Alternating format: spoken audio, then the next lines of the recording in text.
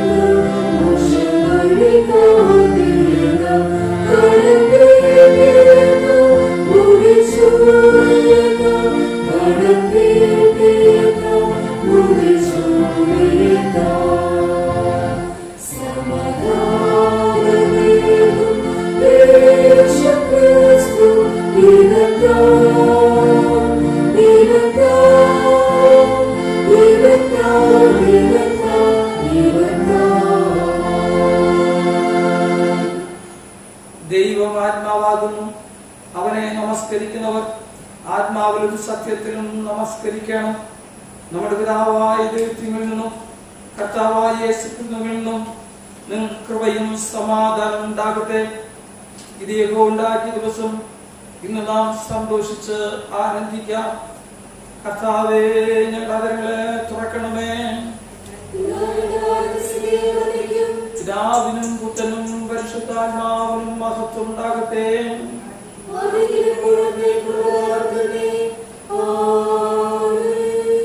തൃത്വത്തിന് സ്തുതി.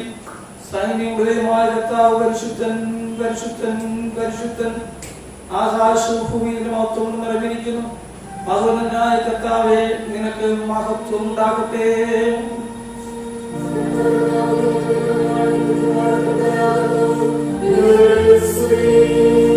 ദൈവമേ, നീ പരിശുദ്ധനാകുന്നു. സർവശക്തനേ, നീ പരിശുദ്ധനാകുന്നു. മരണമില്ലാത്തവനേ, നീ പരിശുദ്ധനാകുന്നു. ഞങ്ങൾക്ക് വേണ്ടി ക്രൂശിക്കപ്പെട്ട് ഞങ്ങളുടെ വീണ്ടെടുപ്പാന കർത്താവേ, ഞങ്ങളോട് കരുണ ചെയ്യണമേ.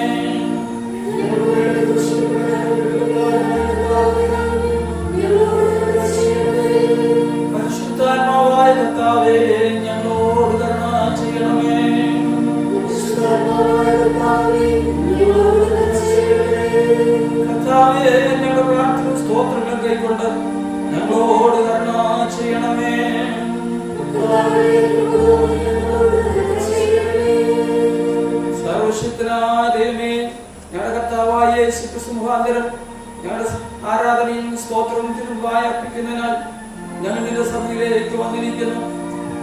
പാപങ്ങളെ പരമാർത്ഥമായി ഏറ്റുപറയുന്നതിനും മറ്റുള്ളവർക്കും ഞങ്ങൾക്ക് വേണ്ടി പ്രാർത്ഥിക്കുന്നതിനും ഞങ്ങളെ സഹായിക്കണമേ. എന്റെ പരിശുദ്ധ വചനം ശ്രദ്ധയോട് കേൾക്കുന്നതിനാൽ ഞങ്ങൾ നിന്റെ സ്നേഹത്തിന്റെ വലിപ്പത്തെ കൂടുതൽ യഥാർത്ഥമായി അറിയുകയും എന്റെ കൃപാബലങ്ങൾ ഞങ്ങളുടെ ജീവിതത്തിൽ തെളിച്ചു കാണിക്കുകയും ചെയ്യേണ്ടതിന് ഞങ്ങളുടെ കർത്താവായ യേശു ക്രിസ്തു മൂലം കൃപ ചെയ്യണമേ.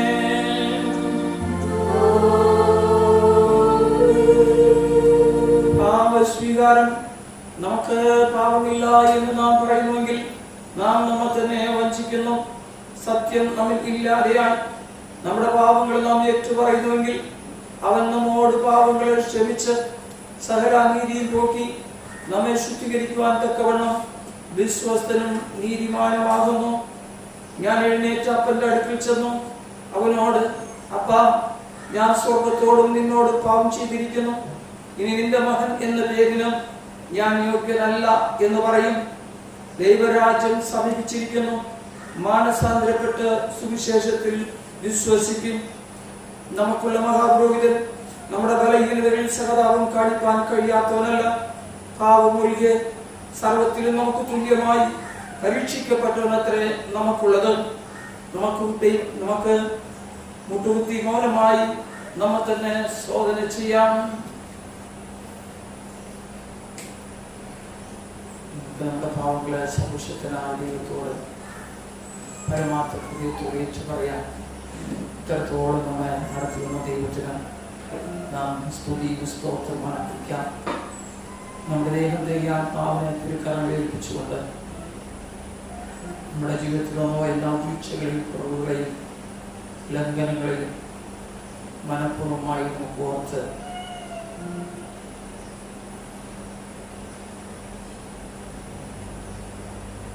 ദൈവത്തോട് നമുക്ക് ഏറ്റുപറയാം. വ്യക്തിപരമായ ജീവിതത്തിലും കുടുംബജീവിതത്തിലും ആത്മീയമായ ജീവിതത്തിലും നമ്മുടെ സകല കുറവുകളെയും നമുക്ക് സമർപ്പിച്ചുകൊണ്ട് സമ്മതിച്ചുകൊണ്ട് ഇനിയുള്ള ഹൃദയത്തോട് ഒന്നാമത്തെ താമസിക്കാര പ്രാർത്ഥന നമുക്ക് എല്ലാവർക്കും ചേർന്ന് ചൊല്ലാം.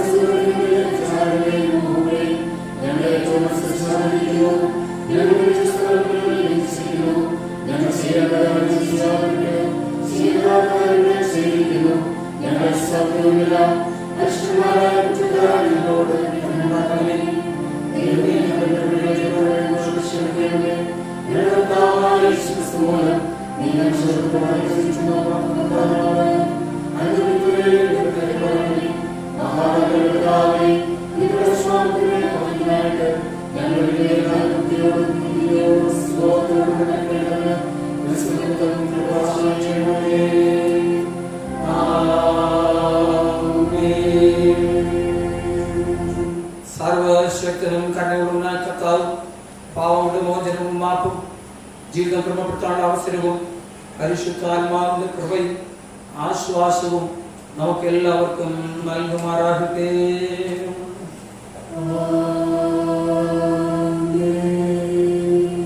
കർത്താവിനെ സ്തുതിപ്പിൻ.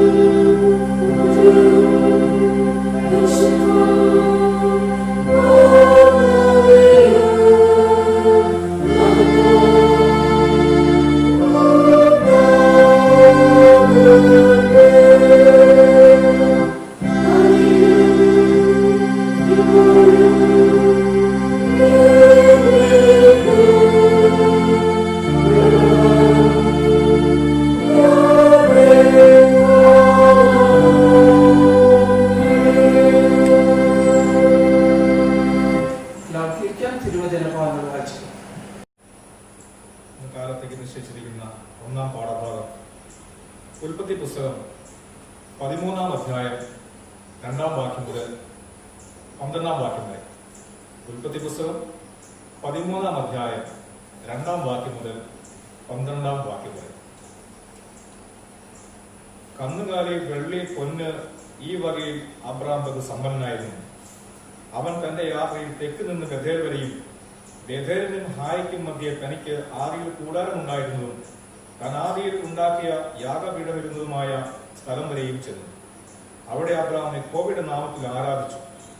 അബ്രാമിനോട് കൂടെ വന്ന ലോത്തിനും ആടുമാടുകളും കൂടാരങ്ങളും ഉണ്ടായിരുന്നു. അവർ ഒന്നിച്ചു പാർപ്പാൻ തക്കവണ്ണം ദേശത്തിന് അവരെ വഹിച്ചുകൂടാനും സമ്പത്ത് വളരെ ഉണ്ടായിരുന്നതുകൊണ്ട് അവർക്ക് ഒന്നിച്ചു പാർപ്പാൻ കഴിഞ്ഞില്ല. അബ്രാമിന്റെ കന്നുകാലികളുടെ ഇടയന്മാർക്കും ലോത്തിന്റെ കന്നുകാലികളുടെ ഇടയന്മാർക്കും തമ്മിൽ പിണക്കമുണ്ടായി. കനാന്യരും ഫെരീസിലും അന്ന് ദേശത്ത് പാർത്തിരുന്നു. അതുകൊണ്ട് അബ്രാം ലോത്തിനോട്, എനിക്കും നിനക്കും എന്റെ ഇടയന്മാർക്കും നിന്റെ ഇടയന്മാർക്കും തമ്മിൽ പിണക്കമുണ്ടാകരുതേ, നാം സഹോദരന്മാരല്ലോ. ദേശമെല്ലാം നിന്റെ മുമ്പാകെ ഇല്ലയോ? എന്നെ വിട്ടുപിരിഞ്ഞാലും നീ ഇടത്തോട്ടെങ്കിൽ ഞാൻ വലത്തോട്ട് പൊക്കോളാം, നീ വലത്തോട്ടെങ്കിൽ ഞാൻ ഇടത്തോട്ട് പോയിക്കോളാം എന്ന് പറഞ്ഞു. അപ്പോൾ ലോത്ത് നോക്കി യോർദാൻ അരികിലുള്ള പ്രദേശമൊക്കെയും നീരോട്ടമുള്ളതെന്ന് കണ്ടു.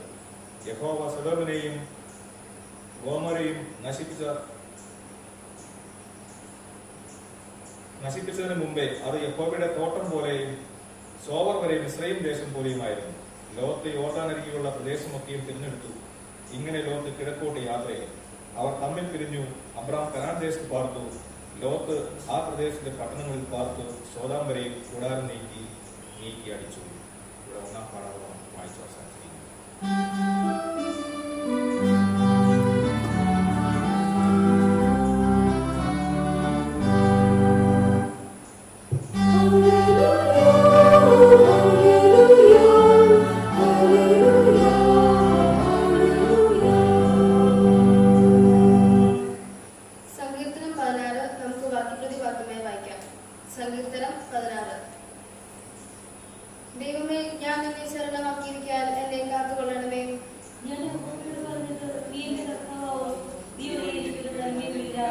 ഭൂമിയിലെ വിശുദ്ധന്മാരോ അവർ എനിക്ക് പ്രസാദമുള്ള ശ്രേഷ്ഠന്മാർ തന്നെ.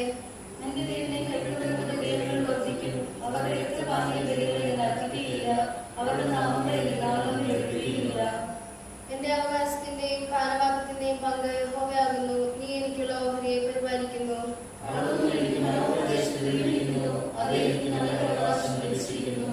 എനിക്ക് ബുദ്ധി ഉപദേശിച്ചു തന്ന യഹോവയെ ഞാൻ വാഴ്ത്തും. രാത്രികാലങ്ങളിലും എന്റെ അന്തരംഗം എന്നെ ഉപദേശിക്കുന്നു.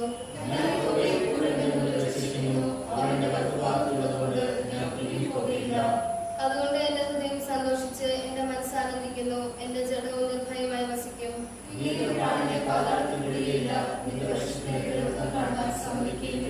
നമുക്ക് ഒരുമിച്ച് വായിക്കാം. സന്തോഷപ്പെടുകയില്ലേ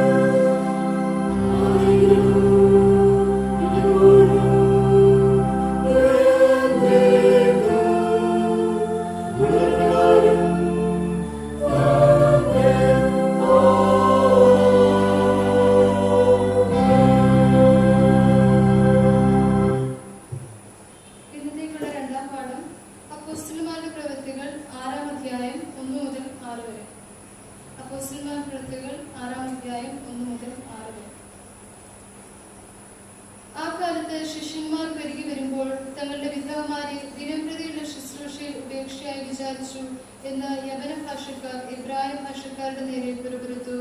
പന്തലുകാർ ശിഷ്യന്മാരുടെ കൂട്ടത്തെ വിളിച്ചു വരുത്തി, ഞങ്ങൾ ദൈവവചനം ഉപേക്ഷിച്ച് മേശകളിൽ ശുശ്രൂഷ ചെയ്യുന്നത് യോഗ്യമല്ല.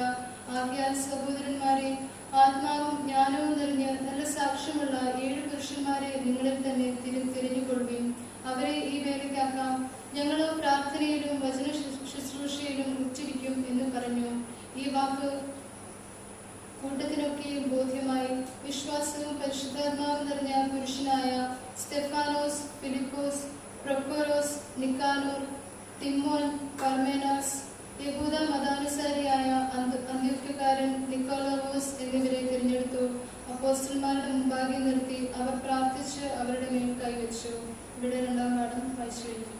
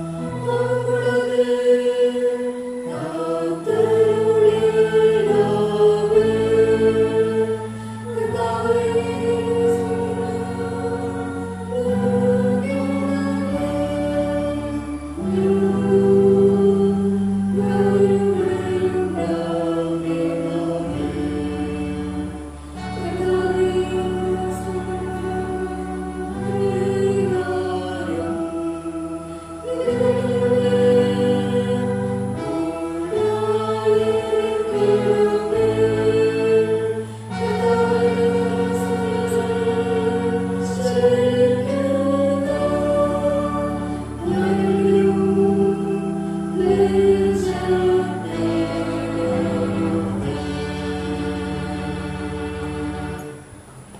സുവിശേഷം മത്തായി സുവിശേഷം 20-ാം അധ്യായം 1 മുതൽ 16 വരെ ദൈവത്തിന്റെ വചനം. വിശുദ്ധ സുവിശേഷം മത്തായി സുവിശേഷം 20-ാം അധ്യായം 1 മുതൽ 16 വരെ ദൈവത്തിന്റെ വചനം കേൾക്കുന്നു.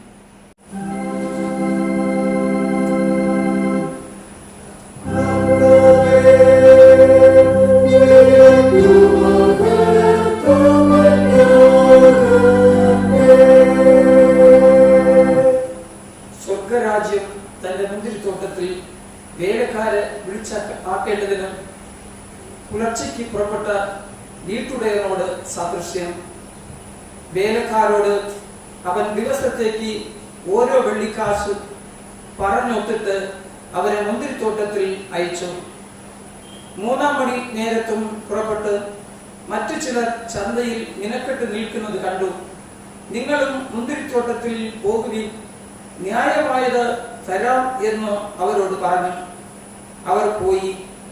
അവൻ 6-ാം മണി നേരത്തും 9-ാം മണി നേരത്തും ചെന്നു അങ്ങനെ തന്നെ ചെയ്തു. 11-ാം മണി നേരത്തും ചെന്നു. മറ്റു ചിലർ നിൽക്കുന്നത് കണ്ടിട്ട്, നിങ്ങൾ ഇവിടെ പകൽ മുഴുവനും മെനക്കെട്ട് നിൽക്കുന്നത് എന്ത് എന്ന് ചോദിച്ചു. ഞങ്ങളെ ആരും കൂലിക്ക് വിളിക്കാകൊണ്ടത്രേ എന്ന് അവർ പറഞ്ഞപ്പോൾ, നിങ്ങളും മുന്തിരിത്തോട്ടത്തിലേക്ക് ചെല്ലുവിൻ എന്ന് അവരോട് പറഞ്ഞു. സന്ധ്യയായപ്പോൾ മുന്തിരിത്തോട്ടത്തിന്റെ ഉടയവൻ തന്റെ വിചാരകനോട് വേലക്കാരെ വിളിച്ച്, പിമ്പന്മാർ തുടങ്ങി മുമ്പന്മാർ വരെ അവർക്ക് കൂലി കൊടുക്കാം എന്ന് പറഞ്ഞു. അങ്ങനെ 11-ാം മണി നേരത്ത് വന്നവർ ചെന്ന് ഓരോ വെള്ളിക്കാശ് വാങ്ങി. മുമ്പന്മാർ വന്നപ്പോൾ തങ്ങൾക്ക് അധികം കിട്ടുമെന്ന് നിരൂപിച്ചു. അവർക്കും ഓരോ വെള്ളിക്കാശ് കിട്ടി. അത് വാങ്ങിയിട്ട് അവർ വീട്ടുടയവന്റെ നേരെ പിറുകൊടുത്തു. ഈ പിമ്പന്മാർ 1 മണി നേരം മാത്രം വേല ചെയ്തിട്ടും നീ അവരെ പകലത്തെ ഭാരവും വെയിലും സഹിച്ച ഞങ്ങളോട് സമമാക്കിയല്ലോ എന്ന് പറഞ്ഞു. അവരിൽ ഒരുത്തനോട് അവൻ ഉത്തരം പറഞ്ഞത്, സ്നേഹിത, ഞാൻ നിന്നോട് അന്യായം ചെയ്യുന്നില്ല. നീ എന്നോട് ഒരു പണം പറഞ്ഞ് ഒത്തിട്ടല്ലയോ? നിന്റേത് വാങ്ങി പോയിക്കൊള്ളുക. നിനക്ക് തന്നതുപോലെ ഈ പിമ്പന്മാർക്ക് കൊടുക്കാൻ എനിക്ക് മനസ്സുണ്ട്. എനിക്ക് ഉള്ളതിനെ കൊണ്ട് മനസ്സുപോലെ ചെയ്യുവാൻ എനിക്ക് ന്യായമില്ലയോ? ഞാൻ നല്ലവനാകൊണ്ട് നിന്റെ കണ്ണ് കടിക്കുന്നുവോ? ഇങ്ങനെ പിമ്പന്മാർ മുമ്പന്മാരും മുമ്പന്മാർ പിമ്പന്മാരും ആകും. ഇങ്ങനെ പിമ്പന്മാർ മുമ്പന്മാരും മുമ്പന്മാർ പിമ്പന്മാരും ആകും. നാം കേട്ടത് തിരുവചനം ആകുന്നു.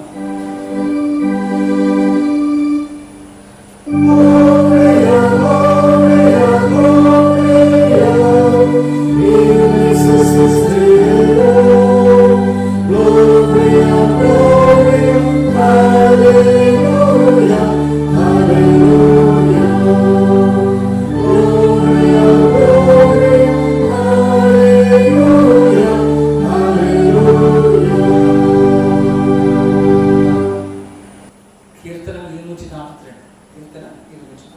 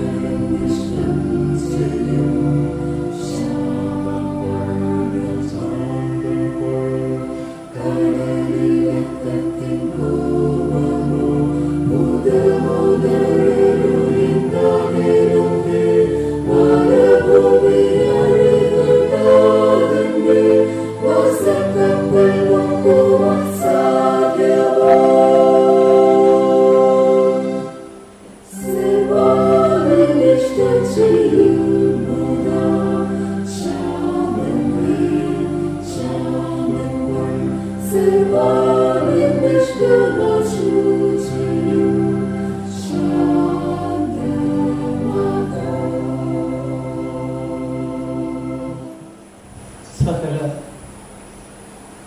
നന്മയുടെയും അനുഗ്രഹത്തിൻ്റെയും സമാധാനത്തിൻ്റെ ഉടമായിരിക്കുന്ന സ്വർഗ്ഗപിതാവേ, ഞങ്ങൾ നന്ദിയോടെ വാഴ്ത്തുന്നു, സ്തുതിക്കുന്നു.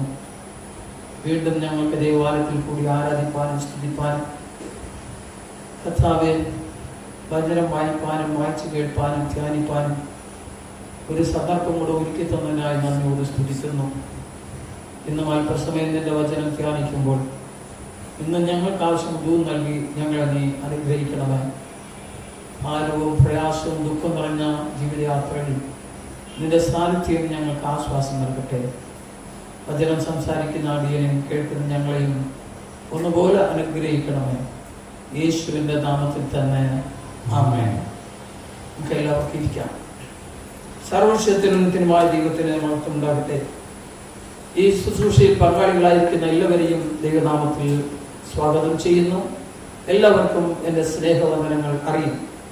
നാം കുറച്ചുപേര് ഇവിടെ കേൾക്കുന്നു, മറ്റുള്ളവർ ഭവനങ്ങളിൽ മാധ്യമങ്ങളിലൂടെ ഇത് കണ്ട് ദൈവത്തെ മഹത്വപ്പെടുത്തുന്നു. ഇതിൽ പങ്കുചേരുന്ന എല്ലാവരെയും ദൈവം അനുഗ്രഹിക്കുമാറാകട്ടെ. സമാധാനവും പ്രശ്ന പരിഹാരവും എന്ന കാര്യത്തെക്കുറിച്ചാണ് നമ്മൾ ഇന്ന് സഭ തന്നിരിക്കുന്ന ചിന്താവിഷയം. അതിനെ സംബന്ധിച്ച ചില വാക്യങ്ങളാണ്, ചില ഭാഗങ്ങളാണ് നാം തിരുവചനത്തിൽ വായിച്ചത്. നമുക്ക് ഇന്നറിയാം, സമാധാനം എന്നുള്ള വാക്ക് നമുക്ക് ഏറെ അകലെയായിരിക്കുന്നു. അടുത്തിരുന്ന സമാധാനം എന്ന വാക്ക് ഏറെ അകലെയായിക്കൊണ്ടിരിക്കുന്നു. അറിയാം, COVID-19 എന്ന മഹാമാരിയുടെ പ്രയാസത്താൽ ഓരോരുത്തരും ഭയപ്പെട്ട് സമാധാനം നഷ്ടപ്പെട്ട് എല്ലാം നഷ്ടപ്പെട്ട് ദുഃഖത്തോടിരിക്കുന്ന ഈ സമയത്താണ് നമ്മുടെ ഇന്ത്യ മഹാരാജ്യത്തിനെതിരായിട്ട് പാകിസ്ഥാന്റെയും അതുപോലെ തന്നെ ചൈനയുടെയും എതിർപ്പുകൾ വന്നുകൊണ്ടിരിക്കുന്നു. എല്ലാ ദിവസവും നമ്മുടെ അതിർത്തികളിൽ എത്രയോ ഭടന്മാർ തങ്ങളുടെ ജീവനെ പണയം വെച്ചാണ് നമ്മൾ കാത്തുകൊണ്ടിരിക്കുന്നത് എന്ന് നമുക്കറിയാം. ഇപ്പോഴും നമുക്കറിയാം, ചൈന ഒരു യുദ്ധത്തിന് വേണ്ടി ഒരുങ്ങിക്കൊണ്ടിരിക്കുകയാണ്. ഈ COVID-19 മഹാമാരി നമ്മൾ വേദനപ്പെടുത്തുമ്പോൾ, പലതോ ആ കാര്യങ്ങളിലൂടെ നമ്മൾ പ്രയാസപ്പെടുത്തുമ്പോൾ, നമുക്ക് ഉറക്കം കെടുത്തിക്കൊണ്ടിരിക്കുമ്പോഴാണ് ഇങ്ങനെയുള്ള ഒരു വാർത്ത കൂടെ നാം കേൾക്കുന്നത്. പ്രിയമുള്ളവരെ, അതിൽ ചുറ്റിലും ഇരിക്കുന്ന മറ്റു രാജ്യങ്ങളും ഇന്ത്യയെ നമ്മുടെ മഹാരാജ്യത്തിന് കണ്ണുവച്ചിരിക്കുകയാണ്. എന്ത് സംഭവിക്കും എന്നറിയാം. റഷ്യയും അമേരിക്കയും ഒക്കെയും മധ്യസ്ഥരായിട്ട് നിൽക്കാം എന്ന് പറയുന്നുണ്ട്. അവർക്ക് വാസ്തവം പറഞ്ഞാൽ മധ്യസ്ഥ എന്ന് പറയുമ്പോൾ അവർക്കത് മുതലെടുപ്പാണ്. എന്നാൽ യഥാർത്ഥ സമാധാനം ആഗ്രഹിച്ചില്ലെങ്കിൽ ഒരിക്കലും സമാധാനം ഉണ്ടാക്കുവാൻ സാധ്യമല്ല. അവിടെ സംഘടനകൾ നടന്നുകൊണ്ടിരിക്കുമ്പോൾ, യുദ്ധത്തിന്റെ വെടിയുണ്ടയുടെ ശബ്ദം കേൾക്കുമ്പോൾ തന്നെ അവിടുത്തെ രണ്ട് രാജ്യത്തിലെയും വിദേശകാര്യ മന്ത്രിമാരും അതുപോലെ അതിനോട് ചേർന്നുള്ള ഭടന്മാരും അതിന്റെ നേതാക്കന്മാരൊക്കെയും ഒരുമിച്ച് കൂടിയിരുന്നോ സമാധാന ചർച്ചകൾ നടത്തിക്കൊണ്ടിരിക്കുകയാണ്. ഒരു വശത്ത് സമാധാനത്തിന്റെ ചർച്ചകൾ, ഒരു വശത്ത് തീരുമാനം വെടിവെക്കരുതെന്നു. എന്നാൽ ഇതൊന്നും അറിയാതെ അവിടെ വെടിവെക്കുന്നു, ഒരു സ്ഥലത്തു നിന്ന് മറ്റൊരു സ്ഥലത്തേക്ക് ചാടിപ്പോകുന്നു എന്നെല്ലാം നമുക്കറിയാം. ഇങ്ങനെ മനുഷ്യന്റെ ജീവിതത്തിന് വില പോലും ഇല്ലാതെ ഇരിക്കുന്ന ഒരു സന്ദർഭമാണ് നമ്മുടെ ജീവിതം. അറിയാം, ഇന്ന് അത് മാത്രമല്ല, ഇതിനേക്കാളും വലിയ യുദ്ധമാണ് മാധ്യമങ്ങളിലൂടെ നടക്കുന്ന യുദ്ധം, വാട്സാപ്പ് യുദ്ധം. ചൈന നമുക്ക് ധാരാളം വാട്സാപ്പ് തന്നു, പല കളികളെ കുറിച്ചൊക്കെയും നമുക്ക് തന്നിട്ടുണ്ട്. അത് അനേക യുവജനങ്ങളുടെ ജീവനെ നഷ്ടപ്പെടുത്തി, കുടുംബജീവിതത്തെ തകർത്ത് കളഞ്ഞു, സമൂഹത്തിലെ അനേകരുടെ വേദനയ്ക്ക് കാരണമായി തീർന്നു. അതെല്ലാം പരിഹരിച്ചുകൊണ്ടിരിക്കുകയാണ്. എന്നാൽ അതുപോലെ തന്നെ ഫേസ്ബുക്കിൽ യുദ്ധം നടക്കുന്നു. ഒരു മെസ്സേജ് ഒരാളിടാൻ അടുത്ത് വേറെ ഒരാൾ മെസ്സേജ് ഇടാൻ, തമ്മിൽ അങ്ങനെ സംഘടനകളും യുദ്ധങ്ങളും നടന്നുകൊണ്ടിരിക്കുന്ന സമയമാണ്. എന്നാൽ സമാധാനം എന്ന് പറയുന്നത് നമുക്ക് പണം കൊടുത്ത് വാങ്ങിക്കാൻ പറ്റുന്നില്ല. എത്ര വില കൂടിയ തിരവിയും കൊടുത്താലും സമ്പത്ത് കൊടുത്താലും അത് വാങ്ങിക്കാൻ പറ്റില്ല എന്ന് നമുക്കറിയാം. നമ്മുടെ ജീവിതയാത്രയിൽ നമുക്കറിയാം, യാത്ര മധ്യേ നമ്മുടെ തിരുവചനം പറയുന്നത് പോലെ നമ്മുടെ യാത്ര ഒരു പടവ് യാത്രയെ പോലെയാണ്. കുറച്ച് കഴിയുമ്പോൾ ആരംഭം സുഖമായിട്ടിരിക്കും, കുറച്ച് കഴിയുമ്പോൾ ഓളങ്ങൾ ഉണ്ടാകും, കൊടുങ്കാറ്റുണ്ടാകും, തിരമാലകൾ പൊങ്ങി വരും. അപ്പോഴൊക്കെയും നാം നിലവിളിക്കുന്നവരാണ്, കർത്താവെ രക്ഷിക്കണമെന്ന്. എന്നാൽ അവിടെ നമുക്കറിയാം, സമാധാന പ്രഭുവായ യേശു നമ്മോടുകൂടെ ഉള്ളപ്പോൾ അവിടെ ശാന്തത ഉണ്ടാകുന്നു, അവിടെ സമാധാനം ഉണ്ടാകുന്നു. നമ്മുടെ ഓളങ്ങളുടെ മധ്യയിലും തിരമാലയുടെ മധ്യയിലും ദൈവം നമ്മോട് കൂടെ ഉണ്ടെങ്കിൽ നമ്മുടെ മനസ്സിനകത്ത് ആരും അറിയാതെ ഒരു സമാധാനം നമ്മിൽ വസിക്കുന്നു കാണാം. സാമ്പത്തിക ബുദ്ധിമുട്ടുകളാണ്, രോഗങ്ങള്, ദുഃഖങ്ങൾ, ദുർമരണങ്ങൾ, ഇങ്ങനെ പലവിധമായ കാര്യങ്ങളൊക്കെയും നമ്മെ വേദനിപ്പിക്കുമ്പോൾ പെട്ടെന്ന് നമ്മുടെ ജോലി നഷ്ടപ്പെടുന്നു, ആരോഗ്യം നഷ്ടപ്പെടുന്നു. ഇതെല്ലാം നമ്മുടെ സമാധാനത്തിനെതിരായി പോരാടുന്ന ശക്തികളാണ്. എന്നാൽ ഇതിനൊക്കെയും ഒരു നല്ല വിശ്വാസിയെ തിരിക്കുവാൻ, ദൈവത്തിന്റെ സ്നേഹം തിരിക്കുവാൻ ഒരിക്കലും സാധ്യമല്ല. കാരണം അവന്റെ ഉള്ളിൽ വസിക്കുന്നത് സമാധാന പ്രഭുവായ ദൈവമാണ്. യോഹന്നാന്റെ സുവിശേഷം 16:27 ഹൃദയം കലങ്ങി നുറങ്ങിപ്പോയ ശിഷ്യന്മാരോട് ഞാൻ പിതാവിന്റെ അടുത്തേക്ക് പോവുക എന്ന് പറഞ്ഞപ്പോൾ അവർക്ക് ഇതുവരെയും കൂടെ ഇരുന്ന പിതാവും അല്ല ഞങ്ങളുടെ ഗുരു നഷ്ടപ്പെട്ടു പോകുന്ന അറിഞ്ഞപ്പോൾ അവിടെ ഹൃദയം നുറങ്ങിപ്പോയി, കലങ്ങിപ്പോയി. ഞങ്ങൾ എന്ത് ചെയ്യും? എല്ലാം ഉപേക്ഷിച്ച് നിന്റെ പുറകിൽ വന്നവരാണല്ലോ, നമുക്ക് എന്താണ് ലഭിക്കും എന്നുള്ള ഒരു ആകുലച്ചിന്ത അവരിൽ ഉണ്ടായപ്പോൾ കർത്താവ് പറഞ്ഞു, സമാധാനം ഞാൻ നിങ്ങൾക്ക് തന്നേച്ചു പോകുന്നു. നിങ്ങൾ അങ്ങനെ ആകുലച്ചിന്തപ്പെടേണ്ട, നിങ്ങളുടെ ഹൃദയം കലങ്ങണ്ട, നിങ്ങൾ ഭയപ്പെടേണ്ട. സമാധാനം ഞാൻ നിങ്ങൾക്ക് തന്നേച്ചു പോകുന്നു. എന്റെ സമാധാനം ഞാൻ നിങ്ങൾക്ക് തരുന്നു. എന്റെ സമാധാനം ഞാൻ നിങ്ങൾക്ക് തരുന്നു. ലോകം തരുന്നത് പോലെ അല്ല ഞാൻ നിങ്ങൾക്ക് തരുന്നത്. നിങ്ങളുടെ ഹൃദയം കലങ്കരുത്, ഭ്രമിക്കുകയും അരുത്. ലോകത്തിന് തരുവാൻ കഴിയാത്ത സമാധാനം, ലോകത്തിന് സമാധാന ചർച്ചകളിലൂടെ ഉണ്ടാക്കുവാൻ കഴിയാത്ത സമാധാനം, മധ്യസ്ഥതയിലൂടെ ഉണ്ടാക്കുവാൻ കഴിയാത്ത സമാധാനം ഞാൻ നിങ്ങൾക്ക് തരുന്നു. നിങ്ങളുടെ ഹൃദയം കലങ്കരുത്, ഭ്രമിക്കുകയും അരുതെന്ന് പറഞ്ഞു. 120 സങ്കീർത്തനക്കാരൻ പറയുകയാണ്, ഞാൻ സമാധാനപ്രിയനാകുന്നു. ഞാൻ സംസാരിക്കുമ്പോഴോ അവർ കലശൽ തുടങ്ങുന്നു. ഞാൻ സംസാരിക്കുമ്പോഴോ അവർ കലശലുണ്ടാകും. സമാധാനത്തിന് വേണ്ടിയാണ്, ഒരു ആശ്വാസത്തിന് വേണ്ടി ഞാൻ സംസാരിക്കുന്നു. എന്നാൽ ഞാൻ സംസാരിക്കുമ്പോൾ അവർ കലശൽ ഉണ്ടാകുന്നു. അതിന്റെ വാക്യത്തിൽ പറയുന്നത് സമാധാന ദ്വേഷികളോട് കൂടെ പാർക്കുന്നത് എനിക്ക് മതിയാകുന്നു. അയ്യോ, ഞാൻ മടുത്തുപോയി. സമാധാന ദോഷികളോട് സമാധാനം വേണ്ട എന്ന് എതിർത്ത് നിൽക്കുന്നവരോട് ഞാൻ എങ്ങനെ വസിക്കും എന്ന് പറഞ്ഞിട്ടാണ് ഈ വാക്യം പറയുന്നത്. ഞാൻ സമാധാന പ്രിയനാകുന്നു. ഞാൻ സംസാരിക്കുമ്പോഴോ അവർ എതിർത്ത് നിൽക്കുന്നു എന്ന് പറയും. പ്രിയമുള്ളവരെ, ലോകത്തിൽ നമുക്കറിയാം 2 ആളുകളുണ്ട്, സമാധാനം ആഗ്രഹിക്കുന്നവരും അസമാധാനം ഉണ്ടാക്കുന്നവരും. ഒരുവന്റെ സമൂഹത്തിന്റെ നന്മ ആഗ്രഹിക്കുന്നവരും അയൽക്കാരുടെ സന്തോഷം കണ്ട് സന്തോഷിക്കുന്നവരും സ്വന്തം കുടുംബത്തിലെ ഭാര്യയും മക്കളും ഒക്കെ സന്തോഷമായിരിക്കുന്നത് പോലും കാണുവാൻ കഴിയാത്ത ഒരു സമൂഹത്തിലാണ് നാം ജീവിക്കുന്നത്. എന്നാൽ മറ്റുള്ളവരെ ദുഃഖം കണ്ട് സന്തോഷിക്കുന്ന, മറ്റുള്ള അസമാധാനം കണ്ട് സന്തോഷിക്കുന്ന ഹൃദയമുള്ള ദുഷ്ടന്മാർ ഇന്ന് ലോകത്തിലുണ്ട് എന്ന് നമുക്കറിയാം. ആ ദുഷ്ടന്റെ മധ്യയിലാണ് നാം ജീവിക്കുന്നത്. ഇവിടെ ഉൽപ്പത്തി പുസ്തകം നാം വായിച്ചപ്പോൾ അവിടെ പറഞ്ഞ ലോത്തും അതുപോലെ ലോത്തും അബ്രഹാമും തന്റെ കർത്താവിനെ വിളിച്ച് ഞാൻ നിന്നെ വലിയ ജാതിയാക്കും, ഞാൻ കാണിക്കുന്ന ദേശത്തേക്ക് നീ പോയെന്ന് പറഞ്ഞു. കർത്താവ് ഒരു വഴികാട്ടി. ഒന്നും അറിയാതെ ഇറങ്ങി നടന്നപ്പോൾ ലോത്തും അവനോട് കൂടെ നടന്നു. അബ്രഹാമിനെയാണ് ദൈവം വിളിച്ചത്. എന്നാൽ ലോത്തും കൂട്ടുകാരനായി ഇങ്ങോട്ട് ഇരിക്കട്ടെ എന്റെ സഹോദരൻ പറഞ്ഞ് കൊണ്ടുപോയി. എന്നാൽ യാത്ര നടത്തി അവിടെ പോയി കൂടാരം അടിച്ചു. അവർ തന്റെ ജീവിതം ആരംഭിച്ചപ്പോൾ അവിടെ സമ്പത്തുകളെല്ലാം വർദ്ധിച്ചു, ആടുമാടുകളൊക്കെ വർദ്ധിച്ചു, അത് ഒന്നും വെള്ളിയെല്ലാം വർദ്ധിച്ചു, വലിയൊരു സമൂഹമായി തീർന്നു. എന്നാൽ ലോത്ത് വലിയവനായി തീർന്നു, അബ്രഹാം അനുഗ്രഹിക്കപ്പെട്ടവനായി തീർന്നു.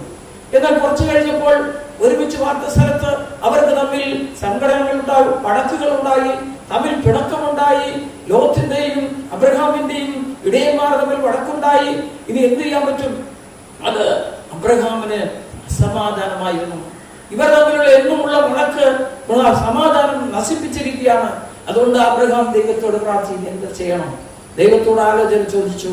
ദൈവം അവന് ആലോചന കൊടുത്ത്, നീ നിന്റെ സഹോദരനോട് സംസാരിക്കണം. എന്താണ് സംസാരിക്കേണ്ടത്? സഹോദര, നാം സഹോദരരാണ്, നാം സഹോദരനാണ്. ഇതാ ദേശം ഇഷ്ടംപോലെ ഉണ്ട്, നമുക്ക് ഇവിടെ തന്നെ കൂടി പാർക്കണമെന്നില്ല. നിനക്ക് വേണമെങ്കിൽ വലത്തോട്ട് പോകാം, നിനക്ക് ഇടത്തോട്ട് പോകാം, എനിക്ക് വലത്തോട്ട് പോകാം, അല്ലെങ്കിൽ നിനക്ക് വലത്തോട്ട് പോകാം, എനിക്ക് ഇടത്തോട്ട് പോകാം. എവിടെ പോയാലും ദേശം പരന്നു കിടക്കുകയാണ്. നിനക്ക് ആഗ്രഹിച്ചതുപോലെ ഇനി നമുക്ക് ഒരുമിച്ച് പാർത്താൽ നമ്മുടെ സമാധാനം നഷ്ടപ്പെടും. ഇപ്പോൾ ഇടയന്മാർ തമ്മിൽ വഴക്കുണ്ടായി, ഇനി നമ്മൾ തമ്മിൽ വഴക്കുണ്ടാകും. അതുകൊണ്ട് അതിന് ഇടവരുത്തണ്ട.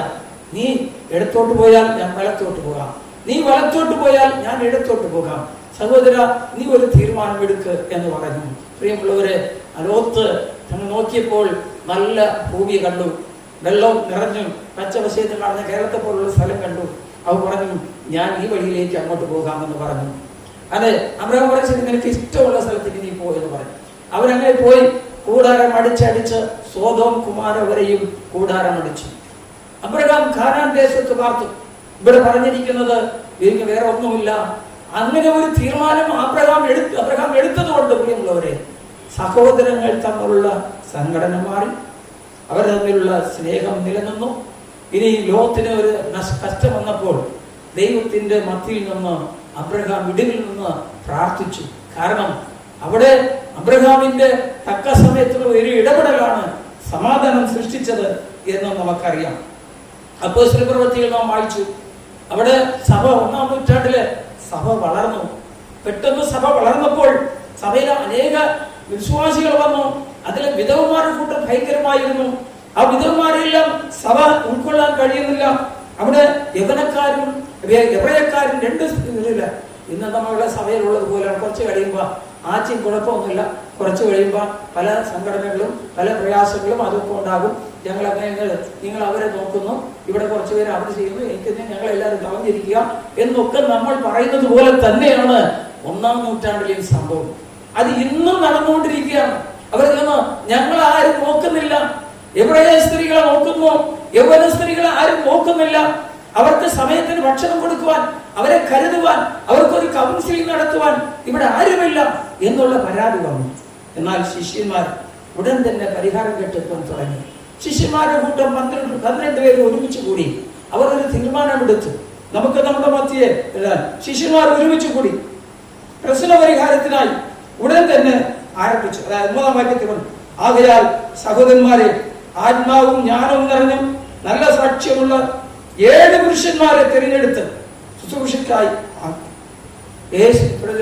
7 പുരുഷന്മാരെ തിരഞ്ഞെടുത്ത് നമുക്ക് ശുശ്രൂഷയ്ക്കായി ആക്കാം, അവർ മേശയിൽ ശുശ്രൂഷ ചെയ്യട്ടെ എന്ന് പറഞ്ഞു. ഈ വാക്ക് എല്ലാവർക്കും ബോധ്യമായി.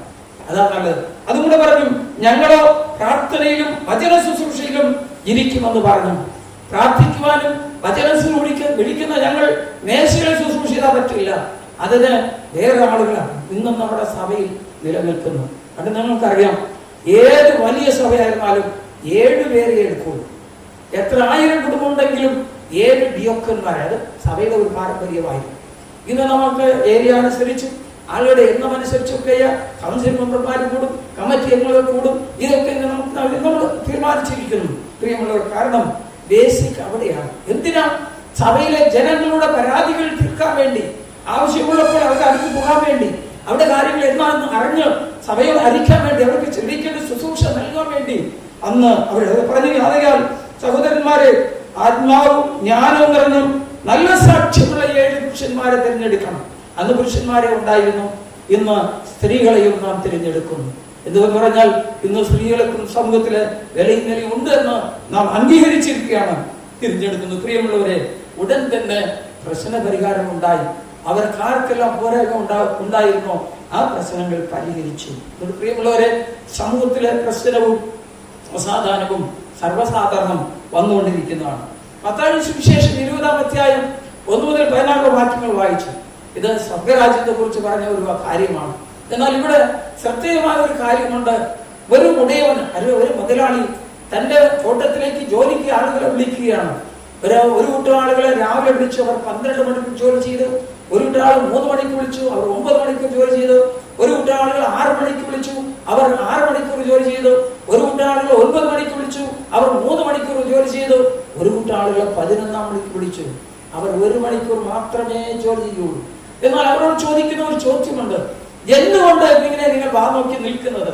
പ്രവർത്തിക്കാൻ നിൽക്കുന്നത്. അവർ പറഞ്ഞ വാക്കതാണ്, ഞങ്ങളെ ആരും ജോലിക്ക് പിടിച്ചിട്ടില്ല, ഞങ്ങൾക്ക് ആർക്കും ഇവരൊരു ജോലി തന്നിട്ടില്ല. പ്രിയമുള്ളവരെ, ഇന്ന് അങ്ങനെ നിൽക്കുന്ന അനേകരുണ്ട്. എന്നാൽ എല്ലാവരെയും അഗ്നിയോടെ പറയുന്നത്, എല്ലാവരെയും ദൈവത്തിന് ആവശ്യമാണ്. അവന്റെ തോട്ടത്തിന്റെ പണി പൂർത്തീകരിക്കുവാൻ 9 മുതൽ 12 മണി വരെ പണിതിട്ട് പോലും പണി തീർന്നില്ല. 9 മണിക്കൂർ 6 മണിക്കൂർ 3 മണിക്കൂർ തീർന്നിട്ടില്ല. പിന്നെ പണിക്കാണ് ആവശ്യമുണ്ട്. അതുകൊണ്ട് 1-ാം മണി നേരത്തുമോ 11-ാം മണി നേരത്തിലും ജോലിക്ക് ആളുകളെ അമർത്തുകയാണ് ചെയ്തത്. അങ്ങനെ അമർത്തി ജോലിയെല്ലാം പൂർണ്ണമായതിനു ശേഷം ഉടയവൻ കൂലി കൊടുക്കുകയാണ്. തന്റെ കാര്യവിചാരണ വിളിച്ചു പറഞ്ഞ് കൂലി കൊടുക്കുവാൻ അവനൊരു നിർദ്ദേശം കൊടുത്തു. എല്ലാവർക്കും ഒരു പണം വെച്ച്, ഒരു വെള്ളിക്കാശ് വെച്ച് കൊടുക്കാൻ. കാരണം എല്ലാവരോടും പറഞ്ഞു ഒത്തിട്ടാണ് പണിക്ക് അയച്ചത്. ലാസ്റ്റില് വന്നവരടുത്ത് കൂലി പറഞ്ഞില്ല. എന്നാൽ അന്നത്തെ ഇതനുസരിച്ച് ഒരു വെള്ളിക്കാശ് എന്ന് പറയുന്നത് ഒരു ദിവസത്തെ കൂലിയാണ്. ആ കൂലി പറഞ്ഞാണ് വിളിച്ചത്. അപ്പൊ ആദ്യം വന്നവരെ വിളിച്ചു, ഒടുവിൽ 11-ാം മണിക്ക് വന്നവരെ വിളിച്ചു പറഞ്ഞു. അവരെ ആദ്യമായിട്ട് അവർക്ക് അവർ വന്ന 1 മണിക്കൂറും ആത്മാർത്ഥമായി പ്രവർത്തിച്ചു. അവർക്ക് ഒരു വെള്ളിക്കണം അവർക്ക് കൊടുത്തു. രണ്ടാമത് വന്ന് 3 മണിക്കൂർ വേല ചെയ്തവർ അവർക്കും ഒരു വെള്ളിപ്പണം. 6 മണിക്കൂർ പണി ചെയ്തവർ അവർക്കും ഒരു വെള്ളിപ്പണം. 9 മണിക്കൂർ പണിയെടുത്തവർ അവർക്കും ഒരു വെള്ളിപ്പണം. 12 മണിക്കൂർ പണിയെടുത്തവർ അവർ വെയിലിൽ നിന്നും ക്ഷീണമറ്റവരെ ക്ഷീണിച്ചു, വേർവേലം ചൊരിഞ്ഞ് ക്ഷീണിച്ചവരാണ്, അവർക്കും ഒരു പണമാണ്. അപ്പോൾ ചിലർ പിറുപിറുക്കാൻ തുടങ്ങി, നീ എന്നെ നീതിയുള്ള ന്യായവിധിയാണോ? എന്ത് അന്യായമാണ് കാണിക്കുന്നത്? 1 മണിക്കൂർ ജോലി ചെയ്യുന്നവരും 12 മണിക്കൂർ ജോലി ചെയ്യുന്നവരും സമമാക്കിയല്ലോ. അപ്പോൾ ഇവിടെയും അവർ വിളിച്ചിട്ട് പറഞ്ഞു, സഹോദര, ഞാൻ ആർക്കും അന്യായം ചെയ്തിട്ടില്ല. ഒരു പണത്തിന് വേണ്ടി, ഒരു വെള്ളിക്കാശിന് വേണ്ടിയാണ് കൂലി പറഞ്ഞ് നിന്നെ കൊണ്ടുവന്നത്. അതുകൊണ്ട് നിനക്കുള്ളത് നീ വാങ്ങിക്കോ, സമാധാനമായിട്ട് പോകും, പിറുപിറുക്കരുത്. കാരണം നിന്നോട് പറഞ്ഞത് ഞാൻ നിറവേറ്റിയിരിക്കുന്നു. പ്രിയമുള്ളവരെ, പല സ്ഥലത്തും അവർ ഒരു വാക്യം പറഞ്ഞത്, ഞാൻ ദയാളനായിരിക്കുന്നു, കണ്ണയുള്ളവനായിരിക്കുന്നു, നിനക്കെന്താ കണ്ണുകടി തോന്നുന്നുവോ? പ്രിയമുള്ളവരെ, ചിലരോട് ദയാളം തോന്നും, കണ്ണുകടി തോന്നും. സ്നേഹം കാണിക്കുമ്പോൾ, ദയാളനായിരിക്കുമ്പോൾ മറ്റുള്ളവർക്ക് കണ്ണുകടി. ഇന്നും സമൂഹത്തിലെ ഒരു അസൂയാണ്, കണ്ണുകടിയാണ് അനേകരുടെ സമാധാനത്തെ നഷ്ടപ്പെടും. എന്നാൽ വിചാരിക്കണം, എന്റെ ജോലിക്കുള്ള കൂടി ദൈവം തന്നു. ഇനി അവന്റെ കാര്യത്തെ കുറിച്ച് ഞാൻ നോക്കേണ്ട ആവശ്യമില്ല.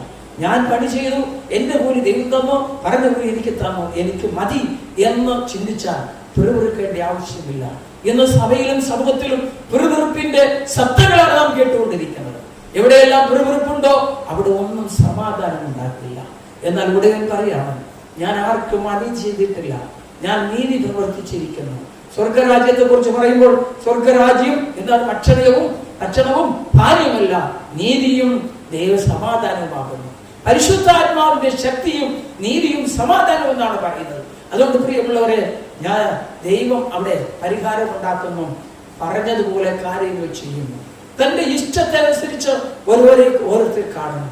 എന്നാൽ നാം ലോകത്തിലെ മറ്റുള്ളവരുടെ നന്മയോ അവിടെ വളർച്ചയോ അവിടെ അനുഗ്രഹങ്ങളോ എന്ന് കണ്ടിട്ട്, ദൈവം അവരെ അടുത്തിട്ട് കണ്ടിട്ട് നാം അസൂയപ്പെട്ടിട്ട് കാര്യമില്ല, പ്രവർത്തിച്ചിട്ട് കാര്യമില്ല.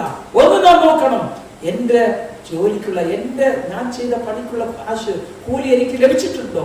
അത് നോക്കണം. കർത്താവ് വരുന്നതും അതിനു വേണ്ടിയാണ്, അവനവന്റെ പ്രവർത്തിക്ക് തക്ക ഫലം കൊടുക്കാൻ വേണ്ടിയാണ്.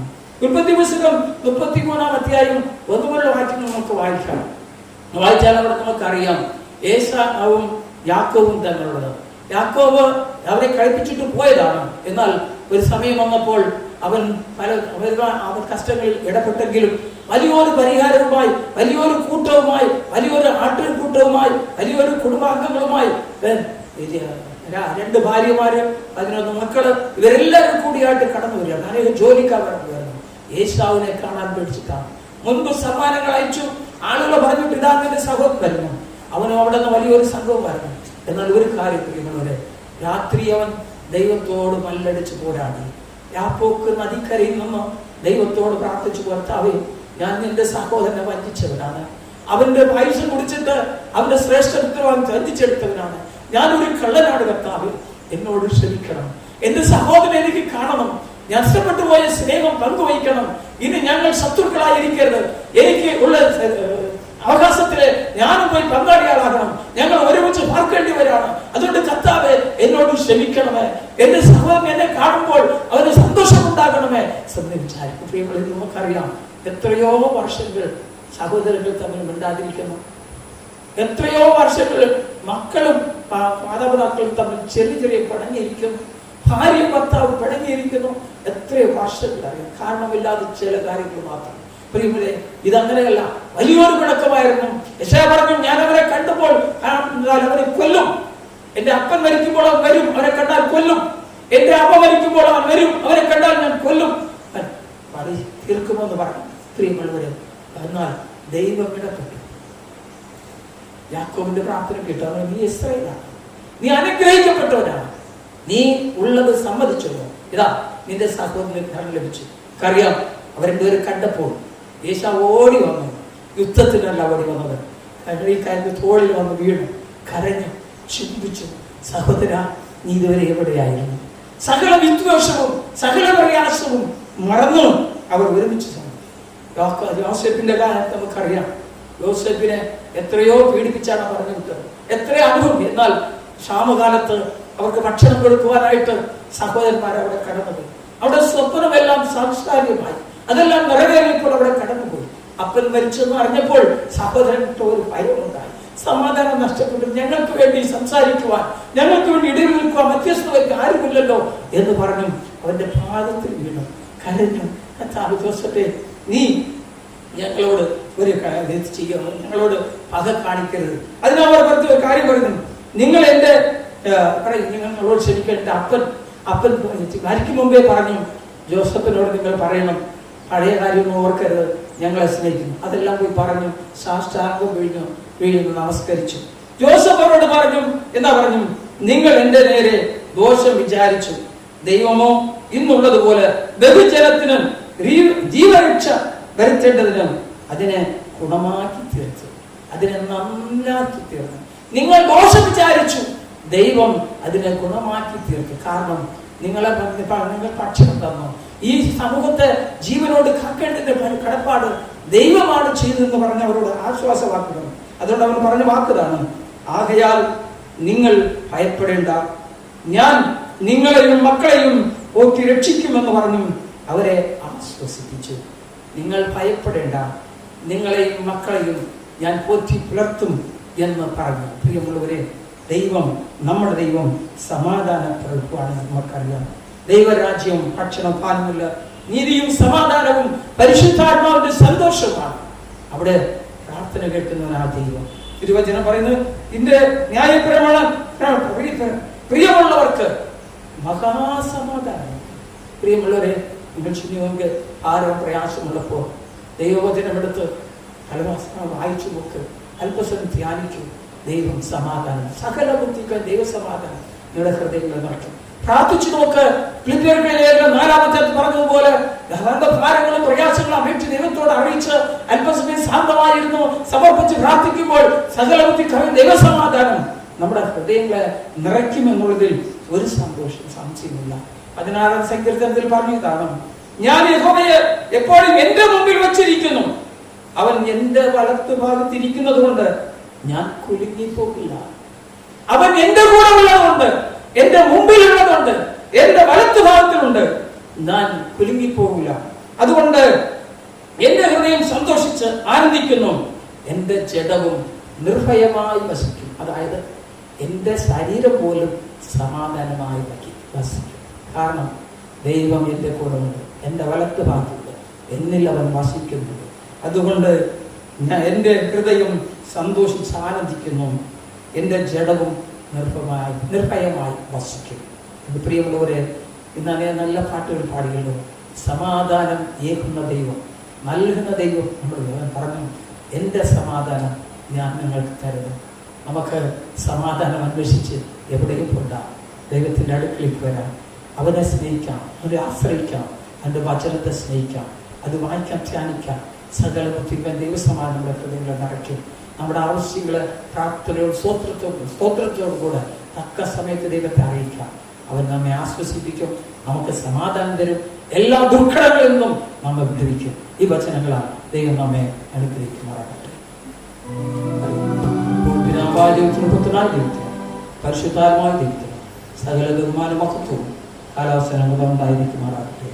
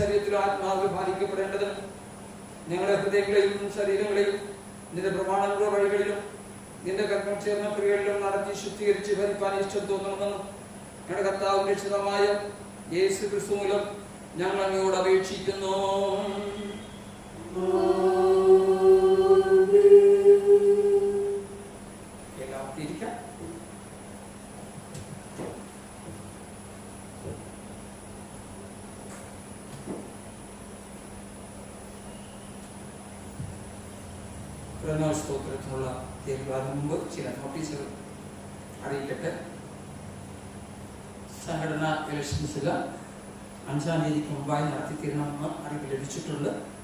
അതനുസരിച്ച് എല്ലാവരും അറിഞ്ഞു കാണുമെന്ന് വിചാരിക്കുന്നു. കോയർ സ്റ്റേറ്റ്സ് അസോസിയേഷൻ്റെ ഇലക്ഷൻ 11-ാം തീയതി ഒക്ടോബർ മാസം 2 മണിക്ക് മേലാവിൽ വെച്ച് അതിൻ്റെ ജില്ലാ പോലീസ് അസിസ്റ്റന്റ് തിരഞ്ഞെടുപ്പ് നടക്കുന്നതാണ്. അതിന് മുമ്പായിട്ട്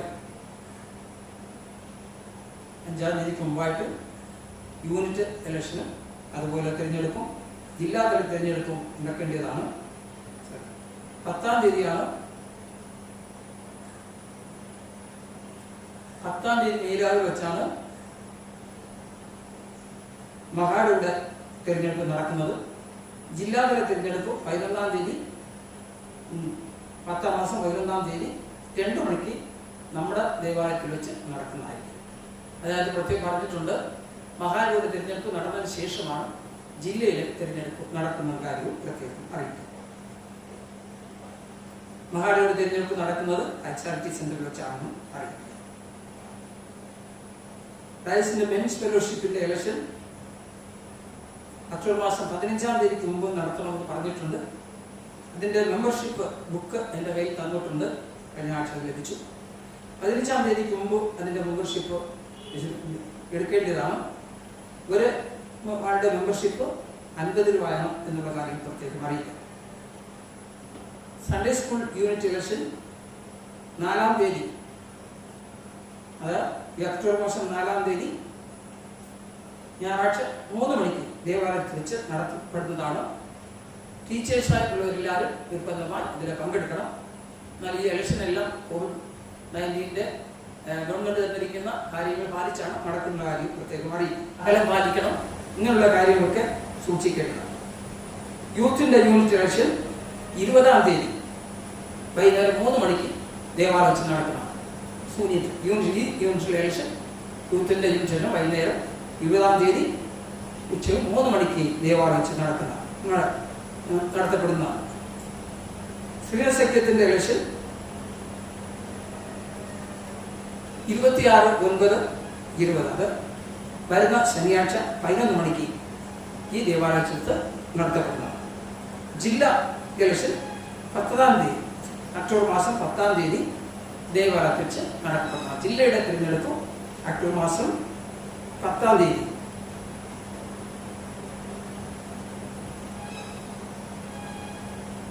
നടത്തപ്പെടുന്ന കാര്യവും പ്രത്യേകം അറിയിക്കുന്നു. ഇതിലെന്തെങ്കിലും മാറ്റങ്ങൾ ഉണ്ടെങ്കിൽ പിന്നെ അറിയിക്കുന്നതായിരിക്കും. ഇപ്പോഴത്തെ തീരുമാനമനുസരിച്ച് വുമൻസ് ഫെലോഷിപ്പിൻ്റെ ജില്ലാ ഇലക്ഷൻ ഒക്ടോബർ മാസം 10-ാം തീയതി നടത്തപ്പെടുന്നതാണെന്ന് പ്രത്യേകം അറിയിക്കും.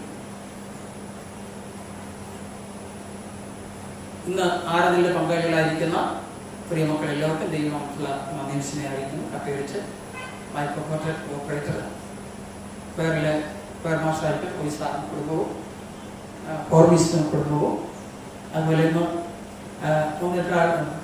ഗ്രേസി ഇന്ന് നമ്മുടെ കുറിച്ചുണ്ട്. അതുപോലെ നമുക്ക് ഈ മാധ്യമങ്ങളിലൂടെ അറിയിക്കാൻ വേണ്ടി വീഡിയോ എടുത്ത് നമ്മൾ സഹായിക്കുന്ന മേഴ്സിക്കും ദൈവമായിട്ടുള്ള നന്ദി സ്നേഹം അറിയിക്കുന്നു. മാധ്യമങ്ങളിലൂടെ ഇത് കാണുകയും കൂടെ ഇത് പ്രാർത്ഥിക്കുകയും സഹകരിക്കുകയും ചെയ്യുന്ന എല്ലാവരെയും ദൈവം അനുഗ്രഹിക്കട്ടെ. അവർക്കും നന്ദി സ്നേഹവും അറിയിക്കും. വിവാഹ സ്തോത്രവും പ്രധാന സ്തോത്ര പേരുകൾ വായിക്കുകയാണ്. ശ്രീ ഡോണി, ശ്രീമതി ആശ ഡോണി.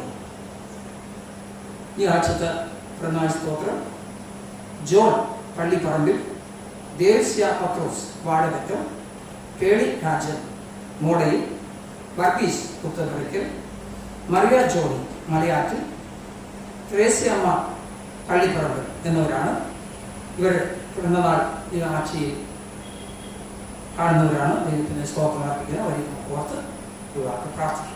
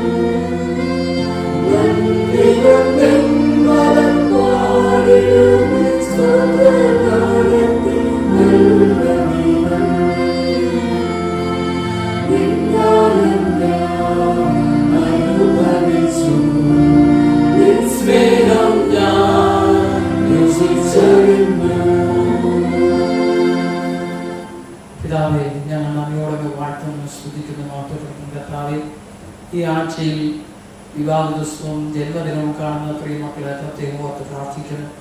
വിശേഷ കർത്താവിനോടെയും ആശയം ഞങ്ങൾ ഓർത്ത് പ്രാർത്ഥിക്കുന്നു. അവിടെ ആഴ്ചയിൽ ഒരു വിവാഹ ദിവസം കൂടെ നീ കൂട്ടി തന്നല്ലോ. ജീവിച്ചിരുന്നിട്ട് നന്ദി പറയുവാൻ നിന്റെ മക്കൾക്ക് നമ്മളെ ഓർത്ത് സ്തുതിക്കുന്നു. കുടുംബമായി നീ അവരെ അനുഗ്രഹിക്കണമേ. നിന്റെ മുറിയേറ്റ കരങ്ങൾക്ക് അവരെ ആശീർവദിക്കണമേ. പ്രവേശിച്ച പുതിയ വർഷം അനുഗ്രഹത്തിൻ്റെയും നന്മയുടെയും വർഷമാക്കി തീർക്കണമേ. ജീവിതത്തിന് ആവശ്യമായ എല്ലാ പ്രബലത്താന്നും നിന്റെ മക്കളെ അനുഗ്രഹിക്കണം ഞാൻ പ്രാർത്ഥിക്കുന്നു. ജനിച്ച ദിവസം കാണുന്ന പ്രിയമക്കളെ എല്ലാവരെയും പ്രത്യേകമായി ഞങ്ങൾ ഓർത്ത് ജോണിനെയും ദേവസ്യ പത്രോസിനെയും പേടി രാജനെയും ഷാജനെയും വർഗീസിനെയും മറിയ ജോണിനെയും ഗ്രേസ്യമ്മയും ഞങ്ങൾ ഓർത്ത് പ്രാർത്ഥിക്കുന്ന താവെ ഇവരെല്ലാവർക്കും നീ ആയുസ്സിൽ ഒരു സംവത്സരവും കൂട്ടി തന്നല്ലോ. ജീവിച്ചിരുന്ന കർത്താവിനെ മഹത്വപ്പെടുത്തുവാൻ കൃപ തന്നല്ലോ. നന്ദിയോട് സ്തുതിക്കുന്നു. ഓർഡർ പുതിയ വർഷം നന്മയുടെയും അനുഗ്രഹത്തിനും വർഷമാക്കണമേ. ഇപ്പോൾ പറയുന്ന കോവിഡിന്റെ രോഗങ്ങളും മറ്റു പ്രയാസങ്ങളും ഒന്നും വരാതെ വണ്ണം പ്രിയ മക്കളെ നീ രക്തത്താൽ മുദ്രയിട്ട് ആരോഗ്യത്തോട് സൗഖ്യത്തോട് കാത്തു സൂക്ഷിക്കണമെന്ന് പ്രാർത്ഥിക്കുന്നു. പുതിയ വർഷത്തിൽ പുതിയ നന്മകൾ തരണമേ. ഇവിടെ ഹൃദയത്തിൻ്റെ പ്രായത്തിനും ആവശ്യത്തിനും ഒത്തുള്ള അനുഗ്രഹങ്ങൾ നേടണം കർത്താവേ. ഇവിടെ ഹൃദയത്തിലെ ആഗ്രഹങ്ങൾ നിറവേറ്റി തരണമെന്ന് പ്രാർത്ഥിക്കുന്നു. ശരീരത്തിലും മനസ്സിലും പ്രിയമക്കളെല്ലാം ശക്തീകരിക്കും ബലപ്പെടുത്തും ചെയ്യണമേ. സകല നന്മയോട് നിറയ്ക്കണമേ. യേശുവിന്റെ നാമത്തിൽ തന്നെ ആമേൻ.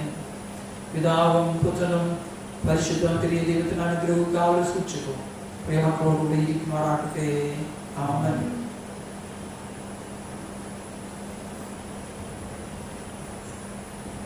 കീർത്തനം 240. കീർത്തനം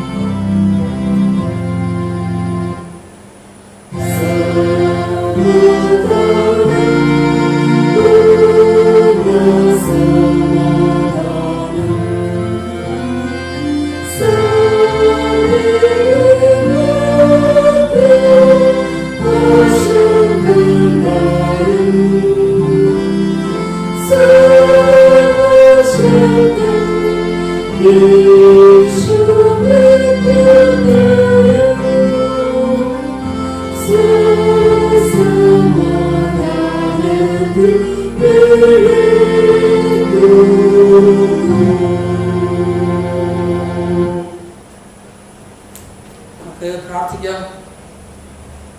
കുട്ടികളെ മടക്കി ദൈവസന്നിധിയിൽ പ്രാർത്ഥിക്കാം. ഇത്രത്തോളം ആയുഷ്മാരും എന്തെന്ന് ദൈവത്തിന് നമുക്ക് നന്ദി പറയാം. സമാധാനമില്ലാതെ വലഞ്ഞും അലഞ്ഞും നടക്കുന്ന ലോകത്തിന്റെയും പ്രയാസത്തിന്റെയും സാമ്പത്തിക ഞെരുക്കത്തിന്റെയും മധ്യത്തിൽ പല യുദ്ധങ്ങളുടെ മുടക്കുന്നു. ശാരീരികമായും മാനസികമായും പീഡനം അനുഭവിക്കുന്ന സംഭവങ്ങളും നമ്മുടെ സമൂഹത്തിൽ നടന്നുകൊണ്ടിരിക്കുന്ന ഈ സമയം നമുക്ക് എവിടെയാണ് സമാധാനം ലഭിക്കുന്നത്? കർത്താവ് എന്റെ സമാധാനം ഞാൻ നിങ്ങൾക്ക് തരാം. ലോകം തരുന്നത് അല്ല, ഞാൻ എന്റെ സമാധാനം നിങ്ങൾക്ക് അതിനാർക്കും കവർന്നു കളയാൻ കഴിയില്ല എന്ന് വായിച്ചിരിക്കുന്നു. നമുക്ക് ദൈവത്തിൽ ആശ്രയിക്കാം, അവർ വിശ്വസിക്കാം. നിങ്ങളുടെ ഹൃദയം പ്രതീക്ഷയും ഭയപ്പെടുകേണ്ട എന്ന് പറയുന്നത് അവിടെ നമ്മുടെ സകല ഭാരങ്ങളും പ്രയാസങ്ങളും ഞെരുക്കങ്ങളും കുറവുകളെല്ലാം സർവശക്തനായ ദൈവത്തോട് സമർപ്പിച്ച് അന്ന് മോശയെ കർത്താവ് പറഞ്ഞതുപോലെ നിങ്ങൾ വെറുതെ ഇരിക്കും, ദൈവം നിങ്ങൾക്ക് വേണ്ടി യുദ്ധം ചെയ്യും. ചെങ്കടലിൽ കണ്ട യോർദാനത്തിന്റെ ഭയപ്പെടേണ്ട, നിങ്ങളെ നയിക്കുന്നതിന് കൂടെ ഉണ്ട്. ഇവിടെ നമ്മുടെ ജീവിതയാത്രയിൽ കടംകുട്ടിയായി കർത്താവ് കൂടെ ഉണ്ട്. അതിനക്കരയ്ക്ക് ചേർക്കുമെന്ന് പൂർണ്ണമായി വിശ്വസിച്ചുകൊണ്ട് നമ്മുടെ സകല ഭാരങ്ങളും പ്രയാസങ്ങളും സമർപ്പിച്ചുകൊണ്ട് നമ്മുടെ രാജ്യത്തിൻ്റെ ക്ഷേമത്തിനായി നമുക്ക് പ്രാർത്ഥിക്കാം. യുദ്ധത്തിന് വേണ്ടി ഒരുക്കിക്കൊണ്ടിരിക്കുന്ന ചൈനയെ ദൈവക്കാരന് സമർപ്പിക്കാം. ഇന്ത്യൻ ഭടന്മാരെ നമുക്ക് ഓർത്ത് പ്രാർത്ഥിക്കാം. കർത്താവേ, ഒരു സമാധാനം തരണമേ. യുദ്ധമല്ല, സമാധാനം ആഗ്രഹിക്കുന്നു. സമാധാന ദോഷികൾ കലശം ചെയ്യുന്നു എന്ന സങ്കീർത്തനക്കാരൻ പറയുന്നു. അതുപോലെ കർത്താവേ, സമാധാന ദോഷികളുടെ കയ്യിൽ നിന്ന് സാമ്രാജ്യത്തിനെ ഉദ്ധരിക്കണമേ എന്ന് പ്രാർത്ഥിക്കാം. അതിന് നേതൃത്വം നൽകുന്ന മക്കളെ ഓർക്കാം. ജീവനെ പണയം വെച്ച് നമുക്ക് വേണ്ടി കാവൽ നിൽക്കുന്ന ഭടന്മാരെ നമുക്ക് ഓർത്ത് പ്രാർത്ഥിക്കാം.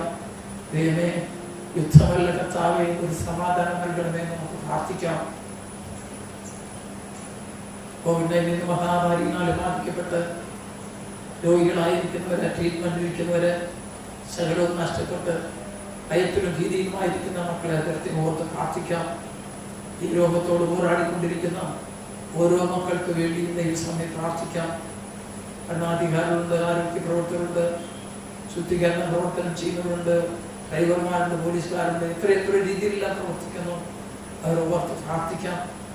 അതുപോലെ തന്നെ സമൂഹത്തിൽ, സഭയിലും ലോകത്തിൽ നടന്നുകൊണ്ടിരിക്കുന്ന സംഘടനകൾ എത്രമാത്രം കർത്താവ് സമരങ്ങളും പ്രയാസങ്ങളും നടന്നുകൊണ്ടിരിക്കുന്നു.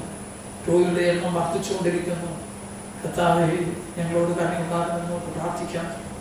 എല്ലാവർക്കും ജ്ഞാന വിവേകവും തരണമേ. നമുക്ക് ദൈവ സാധ്യതയും സമാധാനവും ഞങ്ങളുടെ രാജ്യത്തിൽ നീ തരണമേ എന്ന് നമുക്ക് ദൈവത്തോട് പ്രാർത്ഥിക്കാം. ഞങ്ങളുടെ സഭയെ ഓർത്ത് പ്രാർത്ഥിക്കാം. സഭയിലെ എല്ലാവിധ ശുശ്രൂഷകരെയും എല്ലാ വിശ്വാസികളെയും ദൈവകരങ്ങളിൽ സമർപ്പിക്കാം.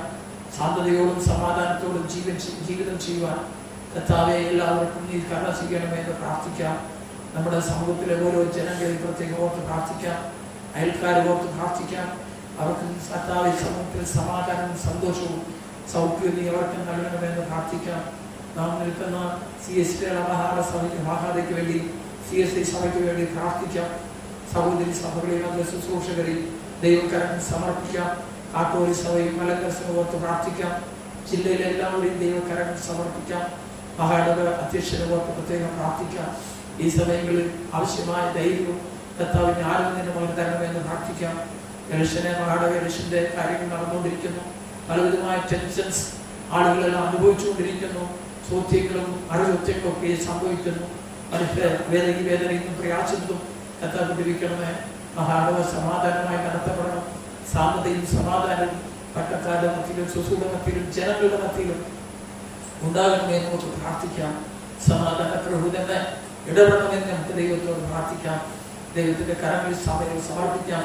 നമ്മുടെ സഭയിലെ ഓരോ കുടുംബങ്ങളെയും വ്യക്തികളെയും ദൈവകരങ്ങളിൽ സമർപ്പിക്കാം.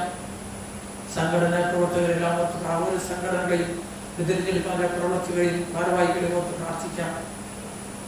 കുഞ്ഞുങ്ങളെ ഓർത്ത് പ്രാർത്ഥിക്കാം. വീഡിയോ മക്കളെ ഓർത്ത് പ്രാർത്ഥിക്കും. സ്കൂളിലും കോളേജിലും പഠിക്കേണ്ട പിള്ളേർ ഓൺലൈനിലൂടെ ക്ലാസ്സുകൾ നടത്തിക്കൊണ്ടിരിക്കുന്നു. അവരെ ഓർത്ത് പ്രത്യേകം പ്രാർത്ഥിക്കാം. അവരുടെ വിവിധ ആവശ്യങ്ങളെല്ലാം ദൈവകരങ്ങളിൽ സമർപ്പിക്കാം. വിവാഹത്തിന് വേണ്ടി ഒരുങ്ങുന്ന മക്കൾ, നല്ല ഭാവിക്ക് വേണ്ടി ഒരുങ്ങിക്കൊണ്ടിരിക്കുന്ന മക്കളെ ഓർത്ത് പ്രാർത്ഥിക്കാം. സാമ്പത്തിക തകർച്ചയിലും പ്രയാസത്തിലും മക്കളെ ഓർക്കാം. കുടുംബജീവിതത്തെ കർത്താവ് ധന്യമാക്കണമെന്ന് പ്രാർത്ഥിക്കാം. ഗർഭിണികളായിരിക്കുന്ന മക്കൾക്ക് വേണ്ടി പ്രാർത്ഥിക്കാം. അമ്മയും കുഞ്ഞുമായി വസിക്കുന്നവരോട് പ്രാർത്ഥിക്കാം. മാതാപിതാക്കളെ ദൈവമേ ശക്തീകരിക്കണമേ, സൗഖ്യമാക്കണമേ നമുക്ക് പ്രാർത്ഥിക്കാം.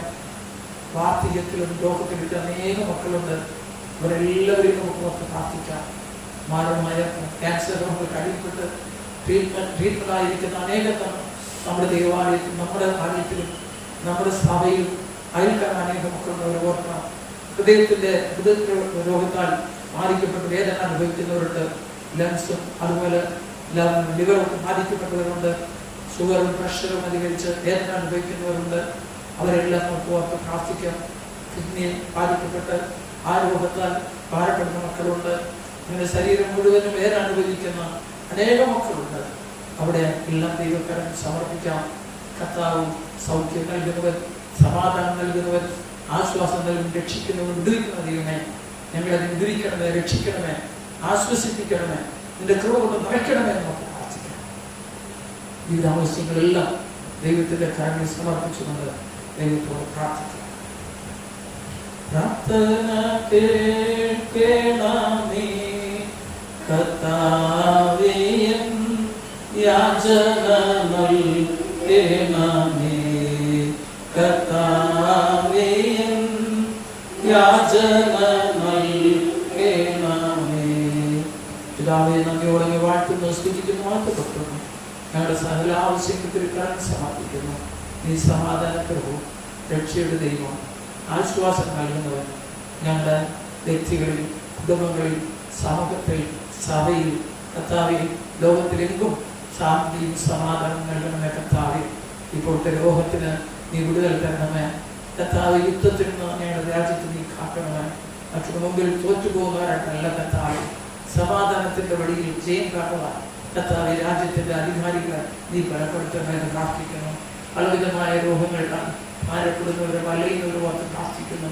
നീ ഞങ്ങളുടെ മുറിവുകൾ കർത്താവ്, ഞങ്ങളുടെ രോഗങ്ങളെയും ദുഃഖങ്ങളെയും നീ അവിടുന്ന് സ്പർശിച്ചല്ല കർത്താവെ.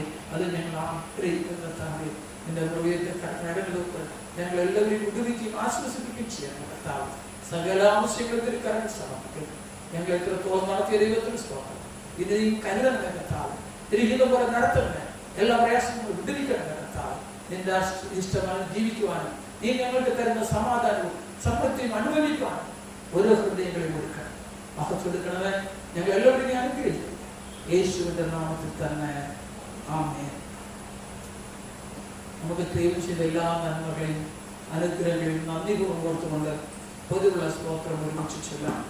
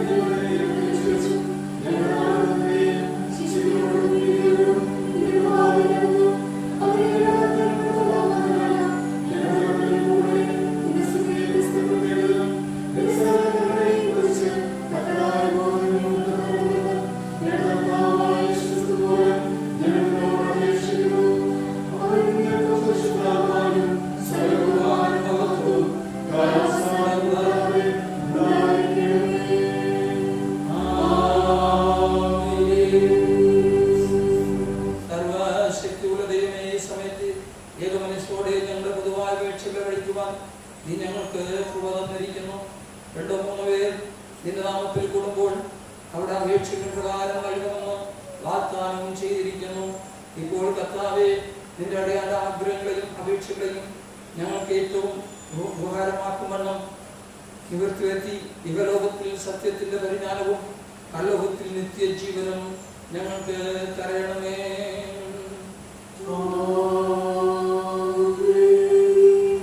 ആശീർവാദത്തിനായി നമ്മുടെ തലയിൽ ഉണക്കാം. ദൈവത്തിന്റെ കരുണയുള്ള കൃപയിലും കാവലിലും ഞങ്ങൾ നിങ്ങളെ പറഞ്ഞേൽപ്പിക്കുന്നു. പിതാവും പുത്രനും പരിശുദ്ധാത്മാവും സർവശക്തനായ ദൈവത്തിന്റെ അനുഗ്രഹം നമ്മുടെ ഇടയിലുണ്ടായി എല്ലായ്പ്പോഴും നമ്മളെല്ലാവരുടെ കൂടെയും ഇരിക്കുമാറാകട്ടെ.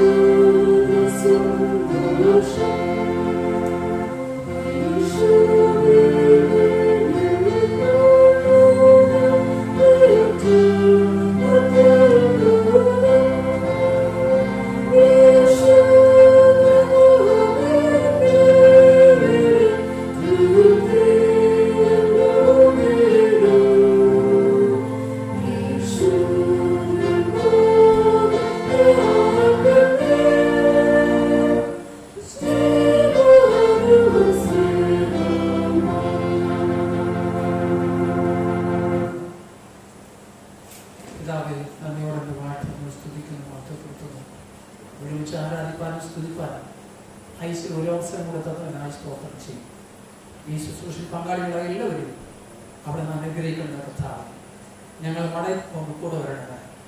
മാധ്യമങ്ങളിലൂടെ ഈ ശുശ്രൂഷയിൽ പങ്കാളികളാകുന്ന മക്കളുമേലും നിന്റെ അനുഗ്രഹം ഉണ്ടായിരിക്കട്ടെ.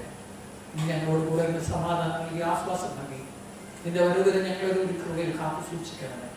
മഹത്വെടുക്കണമേ, ഞങ്ങൾ അനുഗ്രഹിച്ചയക്കണമേ. യേശുവിന്റെ നാമത്തിൽ തന്നെ ആമേൻ. കർത്താവ് നിങ്ങളോടുകൂടി ഇരിക്കട്ടെ. നമുക്ക് സമാധാന